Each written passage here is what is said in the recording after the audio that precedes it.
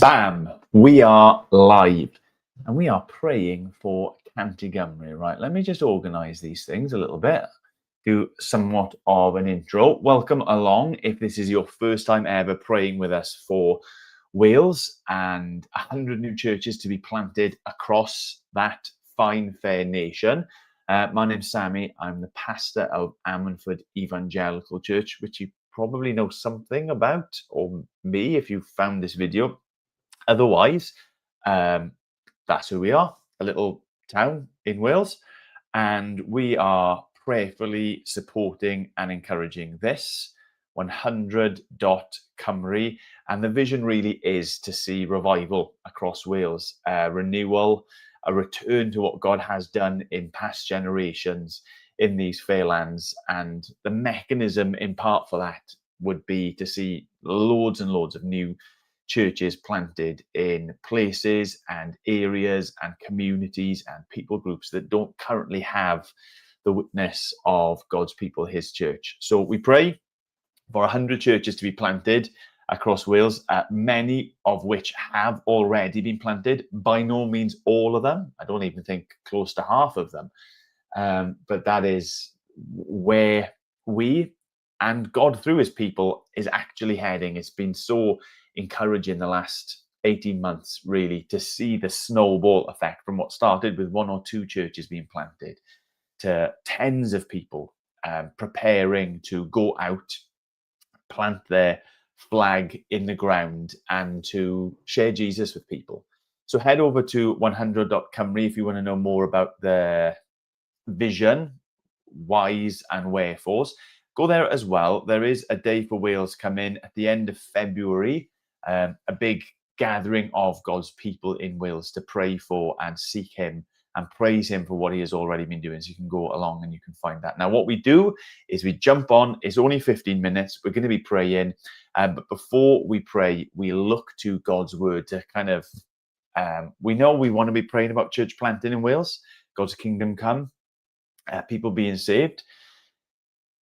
But like the hows, the whys, the wherefores, what have you, we hand ourselves over to God to direct and instruct our prayers, and slowly making our way through Owen Cotham's book, Reviving Prayer, looking specifically at Asaph's prayers. We're on Psalm 79 today, which sort of has a different flavor to a lot of the Psalms we've been considering as we've been doing this, but we'll read it. We'll reflect just a couple of things that have jumped out at me as I was prepping for this, and then we'll get to praying. Oh God, the nations have invaded your inheritance. They have defiled your holy temple. They have reduced Jerusalem to rubble. They have left the dead bodies of your servants as food for the birds of the sky, the flesh of your own people for the animals of the wild. They have poured out blood like water all around Jerusalem, and there is no one to bury the dead. We are objects of contempt to our neighbors, scorn and derision to those around us. How long, Lord? Will you be angry forever? How long will your jealousy burn like fire? Pour out your wrath on the nations that do not acknowledge you, and on the kingdoms that do not call on your name. For they have devoured Jacob and devastated his homeland. Do not hold against us the sins of past generations. May your mercy come quickly to meet us, for we are in desperate need. Help us, God, our Saviour, for the glory of your name. Deliver us and forgive our sins for your name's sake. Why should the nations say, where is their God? Before our eyes, make known among the nations that you avenge the outpoured blood of your servants. May the groans of the prisoners come before you. With your strong arm, preserve those condemned to die. Pay back into the laps of our neighbors 7 times the contempt they have hurled at you, Lord. Then we, your people, the sheep of your pasture, will praise you forever. From generation to generation, we proclaim your praise. As I said, a little bit of a different psalm. But like zooming out, how can it inform our prayers? Well, it's brutally honest. It's brutally honest about the situation that Asaph and the people found themselves in. And it kind of teaches us that there's no sense in like kidding ourselves that the world is fine, that Wales is fine, that we can carry on the way that we are. Like, we're not. Every day we step outside of our doors and we encounter a nation that is broken, a nation that is far from God, a nation that is sick and sad and suffering. And this psalm gives us that permission before the Lord to like number those things and say, look, this is not how it ought to be. Um, we're wrecked and we need you. It's a psalm that is brutally honest, and if you notice, is not satisfied with the current state of affairs. Asaph wants God to move, wants God to make a difference, wants God to rescue those who are at the precipice, who wants justice to be done, wants things to be just transformed and changed. The view of God and his people in light in the eyes of the nations that surround them. It's brutally honest. It's not satisfied with the current status. But this, having sort of like been dragged into it, if you like, for much of the psalm, it finishes with this supreme confidence in the outcome. Then we, your people, the sheep of your pasture, will praise you forever. From generation to generation, we will proclaim your praise. There is a way of denying the current state of affairs. There is a way of being satisfied with the current state of affairs. There's also a way of like not ever expecting anything to change. Psalm 79 is brutally honest. It's heartbreakingly like desiring something to move, but it's supremely confident that God is the one who can and will do that, will make that change. So as we come in prayer together for our nation, as we come in prayer together for various churches that have been planted, that will be planted, for people who will encounter the gospel through these fresh new works, we're allowed to cry out and say, Lord, we're just not satisfied with how things are, with the brokenness. Let's not paper over the cracks. Let's not pretend things are hunky-dory and rosy. Let's not pretend that the things that this world and our nation and our government and our media companies sell to us as solutions, that they're the ones that will make a difference. No, we come to you. We come to you in desperation. We come to you in expectation.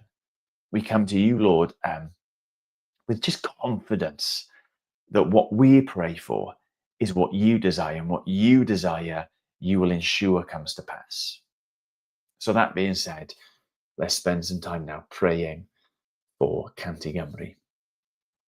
Lord, there is nothing in this nation that would lead us to believe that things are okay, that things are even close to being how you desire them to be, how they ought to be. Lord, wherever we turn, we find sadness. We uncover brokenness. Sin is on every street corner, Lord God, and the effects of it is in every single home. We've got now like 100 years of history in this nation of essentially abandoning you, of abandoning Christ, of abandoning the gospel, and it has got us nowhere. It hasn't made us a more joyful nation. It hasn't made us a more content nation. It hasn't made us a happier or more grateful nation. Lord, by so many metrics, we are sadder. We suffer more now that we have abandoned you than when your name was on the lips of the majority of people in this place. Or that we would be a nation again that turns to, trusts in, confesses Jesus, holds on to him, finds security and comfort and hope in his gospel. Lord, everywhere we look, we see that impact of lives lived apart from you, what that works itself out individually and corporately. Lord, we have to be honest with that. Give us eyes to see the depth of the brokenness that is around us. Lord, we confess as your people of the church that we have bought in all too much to the lies of this world, of this age, of the enemy. That yes, Christ is king, but it's so important to have a good economy and a good health system and good education and this and that and the other. And if we chase those, if we pursue those, then in a sense everything will be okay. Lord, without the foundation, which is Jesus, without being in a relationship with you, life can never be good. It can never be right. It can never be all as you created it to be. Lord, without you, without Jesus, without the gospel, it is always just a shadow. It is always just a sketch of what life could be and ought to be. And Lord, we don't want there to be this distance, this disconnect between what you have revealed in your word to be true and possible and preferable for us as people, for us as a nation, and where we are. Lord, move. Lord, change things. Lord, make us to be a nation that isn't depending on ourselves or on a Senedd or on whatever it is that we champion as the answer to all of our problems. Make us to be a nation filled with people who first and foremost turn to Christ. Christ to be the one, his gospel to be the thing which provides for our deepest needs. Lord, we have confidence. We have confidence that you are a promise keeper, as we are in the midst right now of celebrating, of bringing to mind that first coming of Christ. Lord, we can but say that you answer prayers, you keep promises. That where we might not know the whens, the whys, the wherefores, but those things that you spoke of, you have brought to pass. And those things that are still yet left undone, we can have confidence that you will do. You've told us that if your people seek you, that if your people pray, that if we speak of you into the mission field, which is our nation, you will move. You will build your church. Lord, I thank you so much for the change that there already is in this nation. And not just the churches that have been planted, but what they represent. Lord God, the baptisms of people who have encountered Jesus and their existence, their eternity has been changed by that. Lord, I thank you for the atmosphere that there is in Wales at the moment where folks are searching. And the place that seems right to them to go and to find answers is the church, is Jesus, is your word. Lord, I thank you that even this last weekend I was speaking to a church minister and he recounted story after story, all to us seemingly disconnected, of folks just coming to church and being saved in wonderful, miraculous ways. Lord, we do not want just 100 churches established.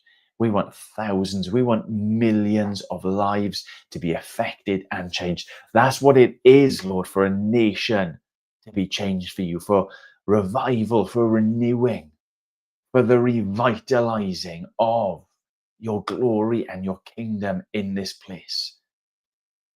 So with confidence, supreme confidence, Lord, it is beyond us. It baffles us how it could ever be the case. But with supreme confidence, we lay it at your feet. We come to your throne of mercy and we say, God, do with us and do amongst us and do apart from us whatever it is that you will do, so that your name would be glorified, that your people would praise you forever, that generation to generation, community to community, people group to people group, even within the borders of this nation, will proclaim your praise. Lord, we are not right unless together with one voice we celebrate you. We celebrate your salvation. We declare your glory to the things seen and to the things unseen. We lift up your name. We live out your kingdom, rule and reign in our lives and our communities. We are not right unless that is the case. So, Lord God, make things right in Wales, we ask. Through your people, the church, through new churches, through the gospel of Jesus Christ, glorify yourself. I pray, we pray together. Amen. Amen. Okay, well, if you jumped in, this will be saved. You can go back to the start. I do encourage you, head over to 100.cymru. If you do want to leave comments, like not now because I'm about to end the stream, but if you do, yeah, by all means, I think I figured out a facility to like even share the comments. So if anybody just wants to encourage others that they're about, then that would be good as well. All of which is to say, God bless. Keep praying for Wales, and I'll see you next week. Peace.